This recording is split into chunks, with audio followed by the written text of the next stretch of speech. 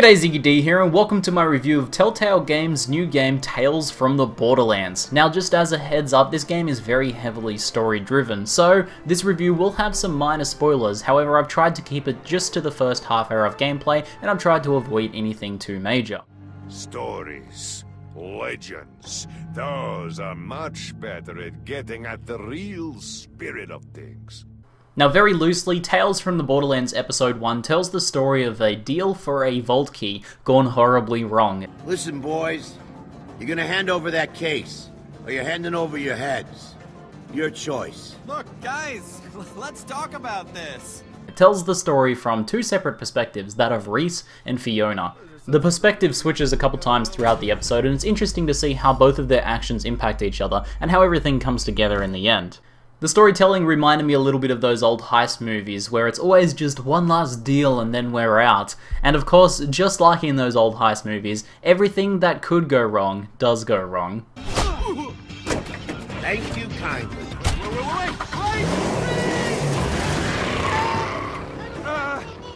Loaderbot! Go get the car! Stop, thieves! So for those of you guys who haven't really played too many Telltale games and are coming over from Borderlands, interested in checking this out, I'll kind of go over what sort of game these guys are, because they're a bit of a different gaming experience. Telltale Games, including Tales from the Borderlands, are kind of like a game cross movie cross comic book sort of experience. They're not really any of the three, but rather a new kind of storytelling medium. Now, I don't really think these games are to everyone's taste, and especially if you're coming over from Borderlands expecting some sort of action-based FPS experience, then you will be disappointed, but they are undeniably well-made experiences. I hadn't really played any Telltale games before this, so it was kind of a new leap into a new kind of genre for me, especially. The gameplay in these sorts of games consists of a ton of conversation decisions, environmental interactions, and quick-time events during action scenes.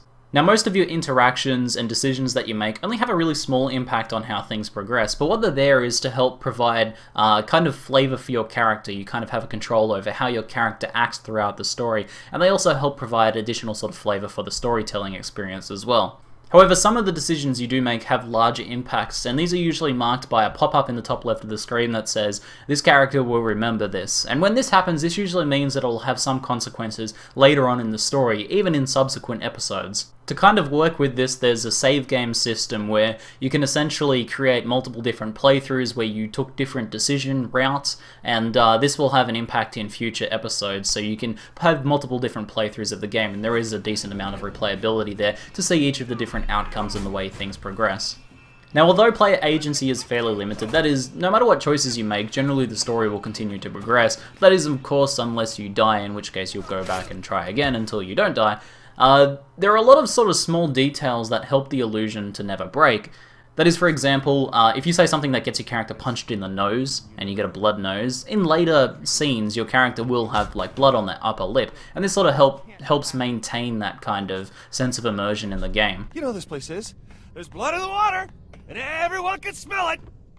Tales from the Borderland, like Telltale's other games, are kind of like almost their own medium. You don't really get the same level of relaxation you get from going to watch a movie, so it's not exactly like watching a movie, but all of those little minor decisions you do and the little impacts they have and the flavor they give your character kind of give you a real and unique sense of involvement that I haven't really experienced before in other mediums. And I'd have to say, having never really played any of these sorts of games before, I enjoyed this a whole lot more than I actually thought I would.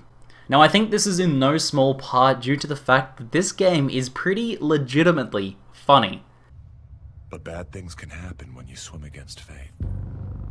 Sometimes men find themselves standing in the way of other men's destiny. You don't want to be that man.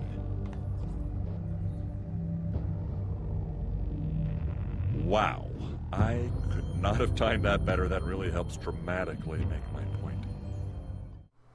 I streamed the game yesterday, and I'm sure my viewers there can verify that I had this big dumb grin on my face the entire time, and there were some real laugh out loud moments as well. I think that Telltale have managed to capture the Borderlands humor really well, but the interesting part, the real kicker here, is that I actually think Telltale have done Borderlands humor a lot better than it's been done in the previous original games. That is, like, the gags are just much more clever and creative and well written, I think. They're much better executed. This is pretty interesting because a few of my viewers noted that Telltale hasn't really done humor before. There might have been a little bit of humor in The Wolf Among Us, but it's kind of a genre, a comedy that they haven't really explored that much. So if this is their first kind of like time delving into comedy or making a comedy style of one of these games, they've done a pretty damn good job of it.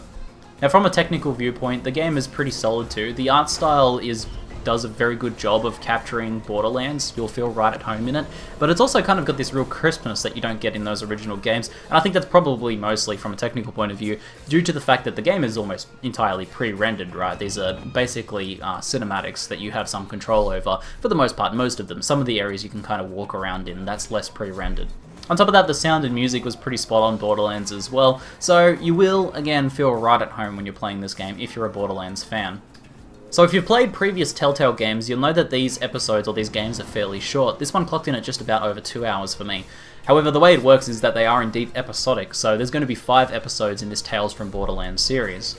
So the way it works is that the entire series of 5 episodes is included in the purchase price of the initial episode. Now coming from a gaming perspective, this is a bit of a strange model and it does feel like you're buying an unfinished game.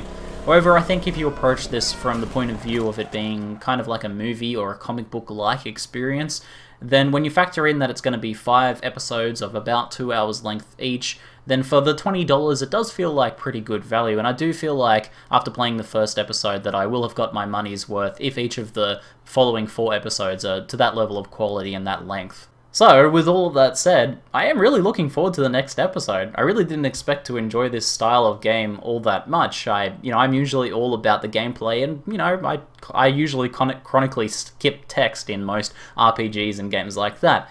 But, I had, like, a really entertaining time the entire 2 hours. I wasn't bored at all in any of this, and at the end I was like, yeah, awesome, bring on the next episode. Now, I have to say, Tales from the Borderlands was probably funnier than any movie that I've watched or any game that I've played in the past year as well. So I think that my final summary is that if you're a fan of the Borderlands universe, or if you're just a fan of well-written kind of comedy story experiences, then this one might be well worth a look for you, especially if you're kind of interested in the idea of experiencing a kind of a newer style of genre or storytelling, I guess. So anyway guys, I hope you enjoyed my review. I probably will provide reviews for the following episodes as well, since I really enjoyed this one and I'm looking forward to the next ones. That's it for now, I'm ZiggyD, and thanks for watching.